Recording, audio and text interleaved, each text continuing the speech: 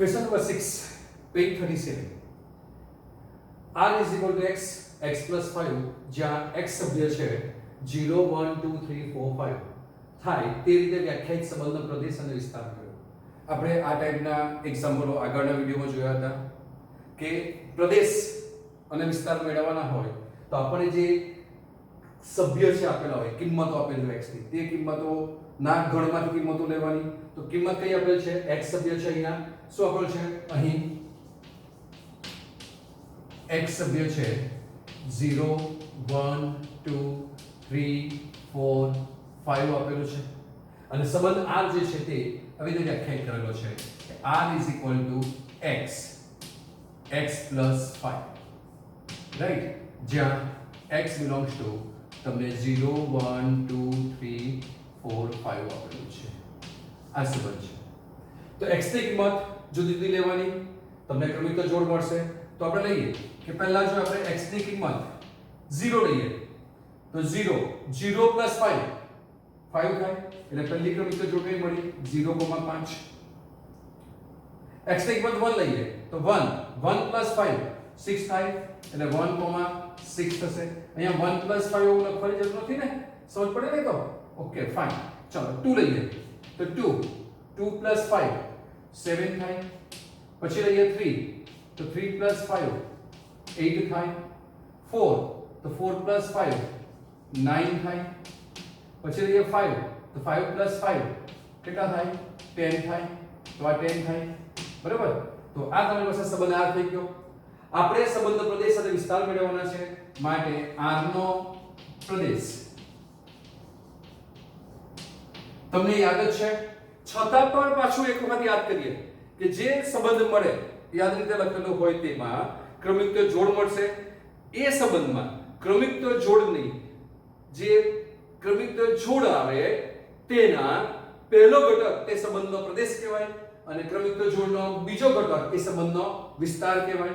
તો સંબંધનો પ્રદેશ લખેલો પહેલો ઘટક એટલે 0, 1, 2, 3, 4 અને 5 એ સંબંધનો પ્રદેશ થઈ જશે. એટલે પ્રદેશ શું થયું? 0, 1, 2, 3, 4 અને 5. અને એનો વિસ્તાર તો કે r નો જે વિસ્તાર છે તે r નો વિસ્તાર ક્રમિક જોડનો બીજો ઘટક એટલે કોણ? તો કે 5, 6, 7, 8, 9 અને 10 થશે. તો તમને આ રીતે વિસ્તાર અને પ્રદેશ મળી શકે છે. Question number 3, page 38. a is equal to 1, 2, 3, 5 આપેલા છે અને ગણ b 4, 6, 9 આપેલો છે. r is equal to xy, જ્યાં x અને y નો તફાવત અયુગ્મ સંખ્યા છે.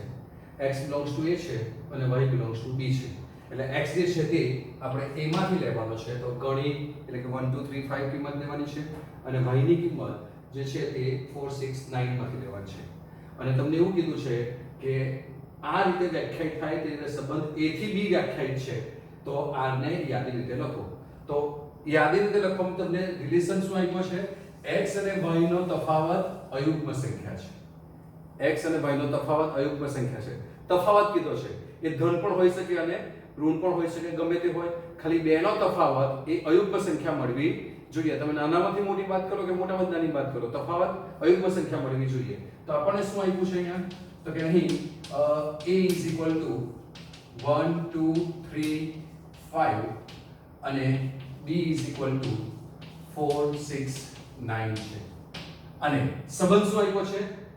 r is equal to ક્રમિક જોડ xy કોણ છે? તો કે x અને y નો તફાવત, x અને y નો તફાવત અયુગ્મ સંખ્યા છે, બરાબર. એટલે r જે છે તે તમને આપ્યો છે કે xy, જ્યાં x અને y નો તફાવત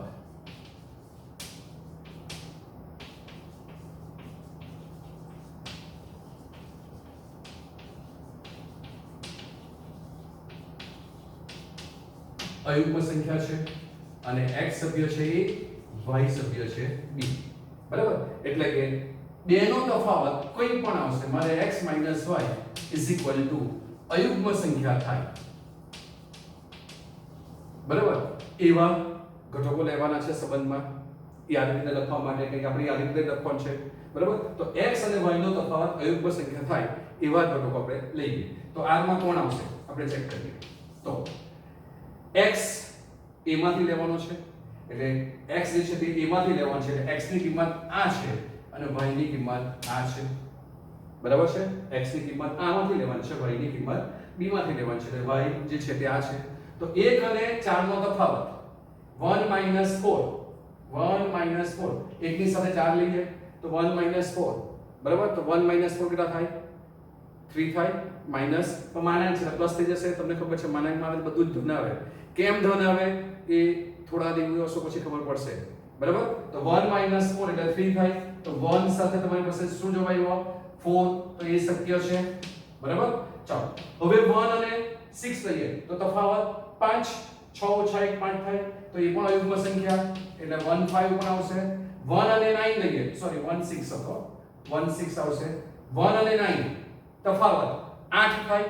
8 એ યુગ્મ સંખ્યા છે કે અયુગ્મ સંખ્યા છે બરાબર સમજ પડે છે ને નહીં તો અહીંયા લખીએ કે આપણે લઈએ કે ભાઈ 1 4 તો માનાંકમાં 1 - 4 બરાબર પછી માનાંકમાં 1 - 6 માનાંકમાં 1 - 9 બરાબર તો આનો જવાબ આવ્યો 3 આનો જવાબ આવ્યો 5 આનો જવાબ આવ્યો 8 આ લઈ શકાય નહીં આ ચાલશે યુગ્મ સંખ્યા છે એવી રીતે બધા મને લખવું પડશે આપણે બરાબર તો હવે સમજ પડે છે કે 1 અને 4 તો 1 અને 4 લીધા 3 આવ્યો આવશે 1 અને 6 લીધા 5 આવ્યો એ પણ અયુગ્મ સંખ્યા પણ 1 અને 9 માં 8 આવે જે અયુગ્મ સંખ્યા નથી એટલે આપણે લઈ ન શકીએ સમજ પડી ગઈ ફરી એકવાર x માઈનસ y લેવાનું બેનો તફાવત 4 ઓછા 1 કરો 5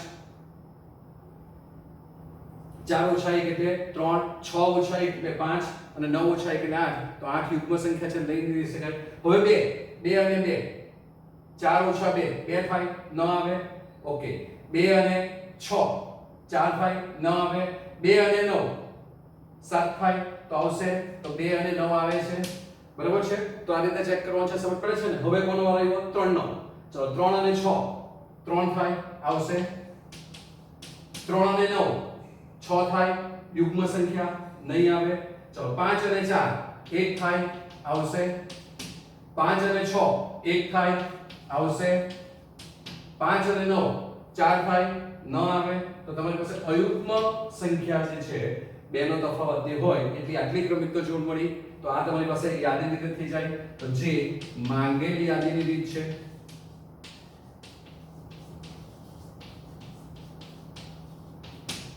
ધારો કે પ્રદેશ પૂછ્યો હોત તો ક્રમિક તો જોડનો પ્રથમ ઘટક એટલે 1 2 3 અને 5 બરાબર જો પ્રદેશ પૂછ્યો હોત તો આપણે એક્સ્ટ્રા જવાબ લખીએ છીએ તો એક્સ્ટ્રા જવાબ હોય તો r નો પ્રદેશ તો r નો પ્રદેશ પૂછ્યો હોત તો જવાબ શું આવતો તમારી પાસે તો કે 1 2 1 ની વખત આવી પાછો ન લેવાનો પછી 2 3 5 પાછો 5 લેવાય નહીં અને r નો વિસ્તાર પૂછ્યો હોત તો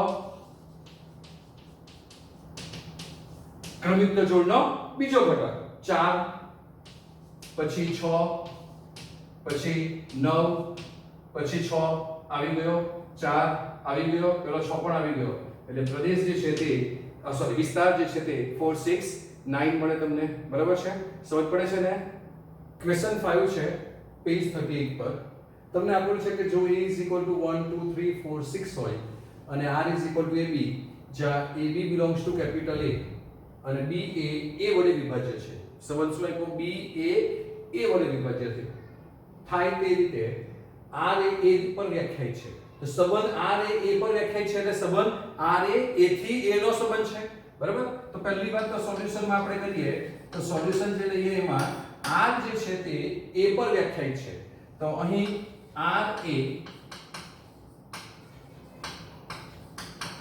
a પર વ્યાખ્યાયિત છે માટે સંબંધ r કયો છે a થી a નો સંબંધ કહેવાય તમને યાદ છે કે જ્યારે a થી a નો સંબંધ હોય તેને a પર વ્યાખ્યાયિત છે એવું પણ કહી શકાય માટે r એ a થી a પર